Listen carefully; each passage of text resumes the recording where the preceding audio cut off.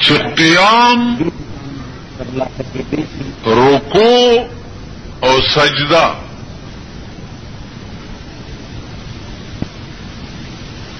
د دې متعلق قرآن کریم حکم کړی دی. ورکعوا مع الراکعين،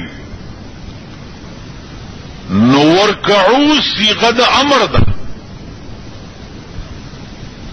حکم دی چې تاسو رکوع کوئ، نو دا فرض ده. که په منځ کې رکوع نشو نو منځ نه کیږي. اوس رکوع په کومه طریقه کوي، نو هغه طریقه بیا عملی طور پیغمبر ښودلې ده.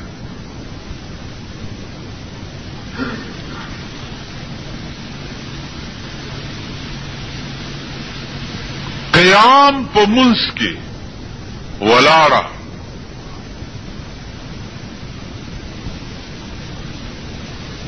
د دې متعلق قرآن کریم حکم کړی دی. قوموا لله قانتين، نقوموا دا هم امر دے. نو قیام متعلق اللہ قوموا ویلی دی، نو قیام ہم پا منس کے فرض دے.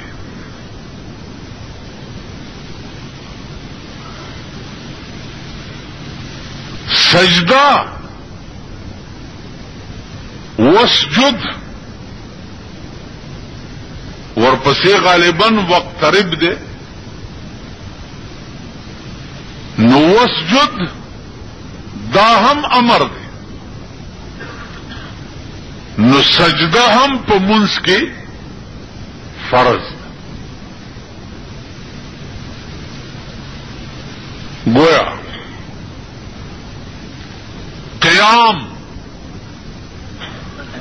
دا فرض دے، منځ کی کولاړ او نش منځ نکی. رکوع دا فرض دا، که رکوع نشوا منځ نکی. سجدہ دا فرض دا، که سجدہ نشوا منځ نکی.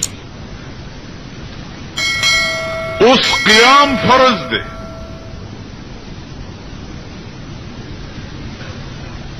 د تکبیر اولانا رستو ولاړه چې دا فرض ده. اوس په دې ولاړه کې هغه سوایل چې دي، نو ویلو کې قرات چې ده دا په قدر د مقدار د یو آیات دا فرض ده. یو آیات مقدار لا تلاوت بکئ،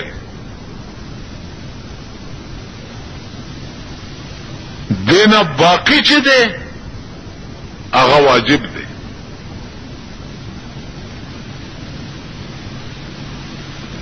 رکوع فرض ده، پر رکوع کی سبحان ربی العظیم ویل دا سنت تی. رکوع دی ملا ټیټولو ته وایي،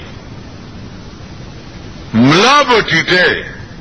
اوس پیغمبر ویلي چې ملا به څنګه ټیټه، ملا به داسې ټیټه چې ستا په دې ملا باندې څوک د اوبو ډک جام کیږي او هغه توی نشي.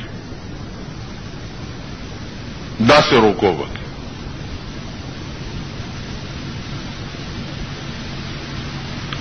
اوس چې ټیټ شوی فرض ادا شو، سبحان ربی العظیم دی ونوی سنت ترک شو، فرض ادا شو. تندے لگول پزمکه باندې دا تعریف د سجده دی. د سجده تعریف دا دی وضع الجبهه علی الارض. سجده ستوي تنده پزمکه لګول دې ته سجده وي. اوس پوز او تنده چې دی دا یو اندام دی. تنده ولګېدو پوز اوچته پاتې شو هم سجده کیږي لیکن لګې به دواړه. بیا بعضی وخت کې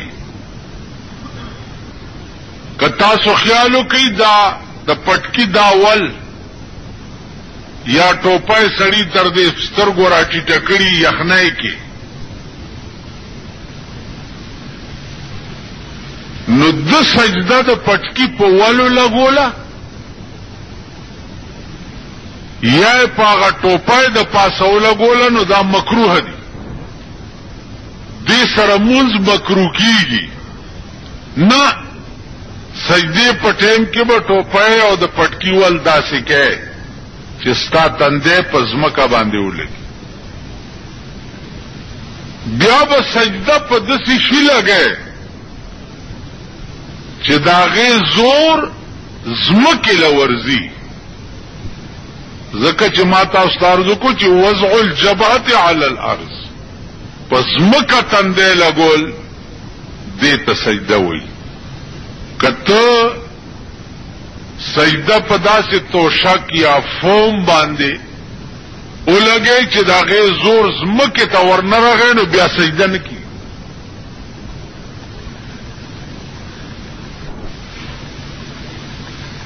نو عرض داو چې دی کې با ډیر احتیاط کوئ.